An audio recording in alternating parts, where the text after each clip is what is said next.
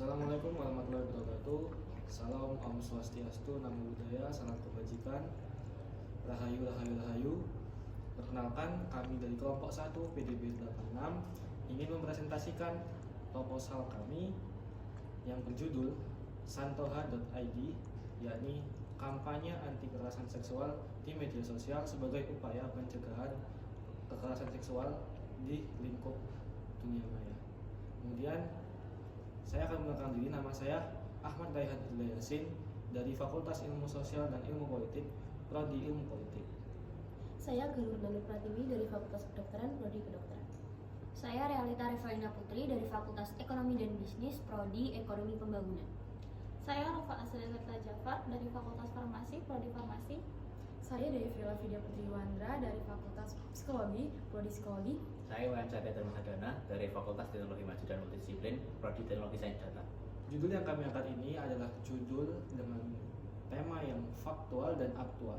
Di sini kami mengangkat tema yang itu sangat sering kita temui akhir-akhir ini, terutama dalam hal globalisasi dan penggunaan media sosial yang sangat masif di Indonesia. Banyak sekali dari kita, baik itu perempuan maupun laki-laki, yang kemudian mengalami semacam serangan cyber atau juga komentar-komentar negatif yang bernada pelecehan seksual. Hal ini banyak disebabkan oleh faktor-faktor tertentu, misalnya adalah tingkat pendidikan yang masih rendah, tingkat edukasi yang belum menjamah seluruh masyarakat pengguna media sosial di Indonesia, dan lain sebagainya. Kita akan kulik dan kemudian kita akan juga membahas beberapa studi terkait pelecehan seksual dan juga apa yang akan kita lakukan dalam kampanye anti pelecehan seksual di media sosial ini. Baik, di sini kita mulai dari bab 1, pendahuluan. Yang pertama adalah latar belakang masalah.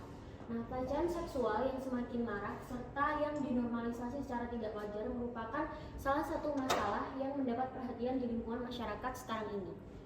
Banyak orang masih belum menyadari secara penuh apa yang dikategorikan sebagai pelecehan seksual, baik dalam lingkungan kerja, sekolah, maupun di ruang publik. Melalui edukasi yang tepat, masyarakat dapat lebih memahami bentuk-bentuk pelecehan seksual, cara mengidentifikasikannya, serta langkah-langkah yang bisa diambil dalam menangani kasus tersebut. Nah, oleh karena itu, santoha.id hadir sebagai sarana untuk mengedukasi masyarakat akan pentingnya pengetahuan tentang pelecehan seksual itu sendiri. Lalu kedua ada identifikasi masalah. Yang pertama, kurangnya pemahaman dan kesadaran masyarakat terkait pelecehan seksual, dan yang kedua, ketidaktahuan masyarakat terkait langkah yang harus dilakukan bila mengalami kekerasan seksual. Selanjutnya, rumusan masalah. Yang pertama, bagaimana tingkat pemahaman serta kesadaran masyarakat tentang kekerasan seksual itu sendiri, dan yang kedua, apa langkah yang harus diambil ketika mengalami kekerasan seksual. Baik, kemudian adalah tujuan dari perancangan proyek ini. Yang pertama yaitu meningkatkan kesadaran publik akan pentingnya edukasi kekerasan seksual. Kemudian yang kedua adalah meningkatkan pemahaman masyarakat mengenai kekerasan seksual. Yang ketiga adalah mengajarkan teknik self defense, emosional dan juga fisik. Yang keempat, membuka ruang diskusi yang sehat tentang kekerasan seksual. Dan yang kelima adalah membangun lingkungan yang aman bagi semua. Kemudian untuk manfaatnya sendiri, yang pertama yaitu mendapat pemahaman lebih terkait kekerasan seksual. Yang kedua adalah mendorong masyarakat untuk berani speak up tentang kekerasan seksual. Yang ketiga, masyarakat lebih mengetahui apa yang dikategorikan sebagai kekerasan seksual. Dan yang keempat adalah mengetahui langkah-langkah yang diambil ketika mengalami kasus kekerasan seksual. Baik, kita lanjut di jenjang pustaka, bisa di next.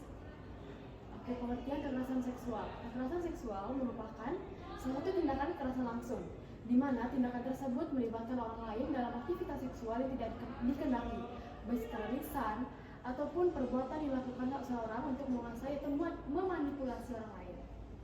Dikutip dari website resmi Komisi Nasional Anti Kekerasan Terhadap Perempuan, di tahun 2001 sampai tahun 2012 setidaknya terdapat korban kekerasan seksual 35 perempuan per harinya, di mana di tahun 2012 sudah ada 4.336 kasus kekerasan seksual, yakni diantaranya 2.920 kasus terjadi di ranah kelompok atau publik, dengan sebagian besar kasus kekerasan berupa pencabulan dan kekerasan. Sedangkan kasus kekerasan di tahun 2013 naik menjadi 5.629 kasus, yang berarti terjadi 2 kekerasan perempuan tiap 3 jam sekali. Seringkali umur yang mengalami kekerasan seksual merupakan umur 13 sampai 18 tahun dan 25 sampai 40 tahun. dampak dari kekerasan seksual. Akibat kekerasan yang diterima, sangat dimungkinkan korban mengalami gangguan psikologi yang dapat berupa gangguan emosional, gangguan perilaku, maupun gangguan kognisi.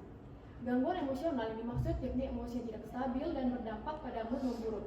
Kemudian, gangguan perilaku cenderung terlihat pada perubahan perilaku korban ke hal lebih negatif seperti malas yang berlebihan. Kita masuk ke jenis-jenis dari pelecehan seksual.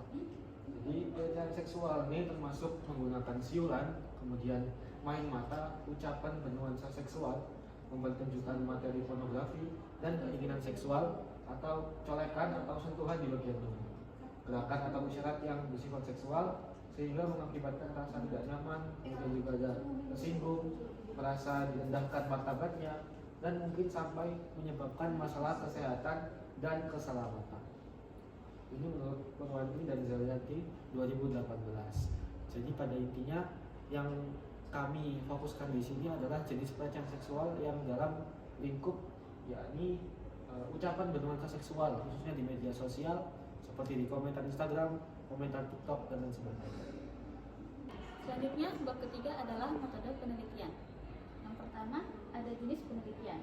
Untuk proyek kami menggunakan metode penelitian deskripsi kualitatif dengan pendekatan campuran untuk mendapatkan data yang komprehensif. Terus untuk data yang kami masukkan adalah data yang kita temukan di platform media sosial seperti TikTok dan Instagram. Data yang diperoleh dengan mencari bukti-bukti nyata kekerasan seksual yang terjadi di media sosial. Dan selanjutnya ada waktu pengumpulan data.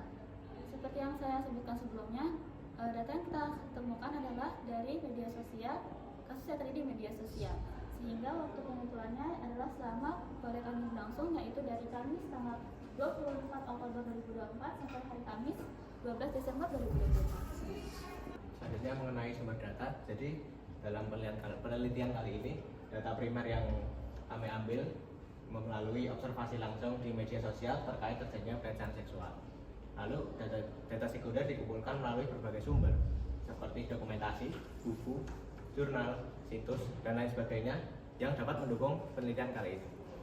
Lalu selanjutnya terukur keberhasilan.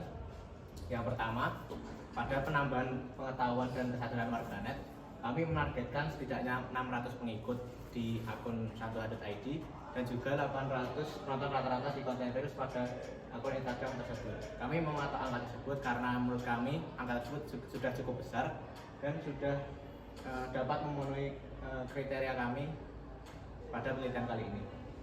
Lalu yang kedua, kebermanfaatan akun santuha.id. Kami menargetkan setidaknya minimal 60% dari jumlah pengikut di Instagram santuha.id mengisi Google Form yang telah kami sediakan nanti.